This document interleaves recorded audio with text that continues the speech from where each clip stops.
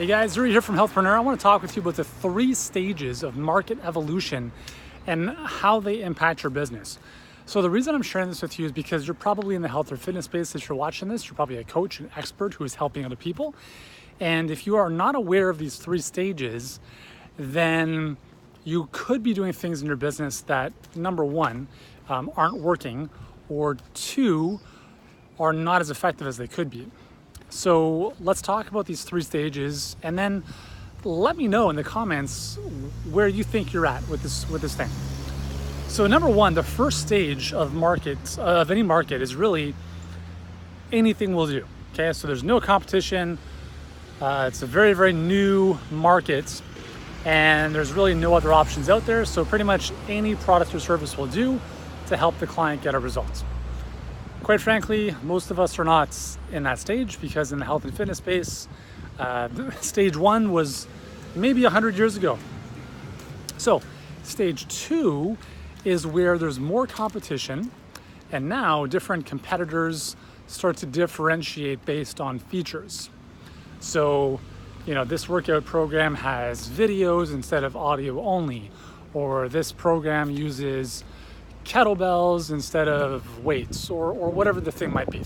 So we're starting to see a lot more differentiation based on features, and quite honestly, this is where the bulk of businesses reside in the health and fitness space. Now I want to give you the 3rd stage, which is quite honestly the unfair advantage if you do this properly. The 3rd stage of market evolution is where imagination comes in. And I want to use a couple examples here. Well, one notable example, which is Steve Jobs and Apple. So he's a perfect example of imagination. When he created the iPod, he wasn't using focus groups and surveys.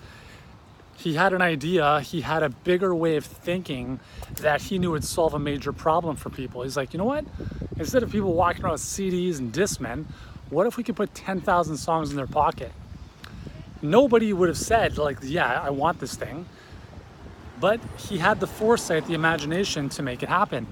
And as a result, he changed an entire industry because of that.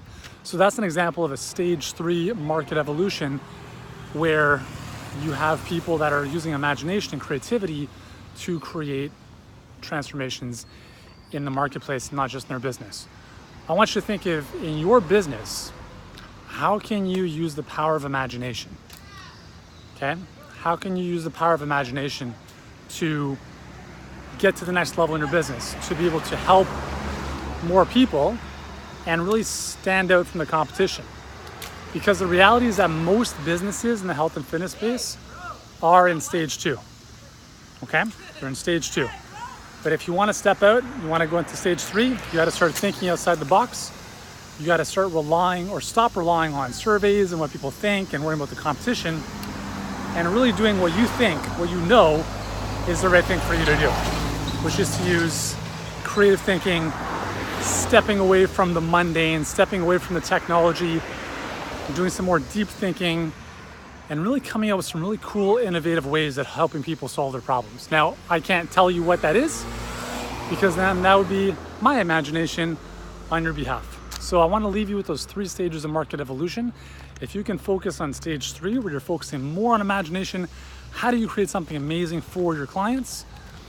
Well, you won't have much competition very much longer. So I'd love to know in the comments below where your business is at, and maybe how you could step into step 3.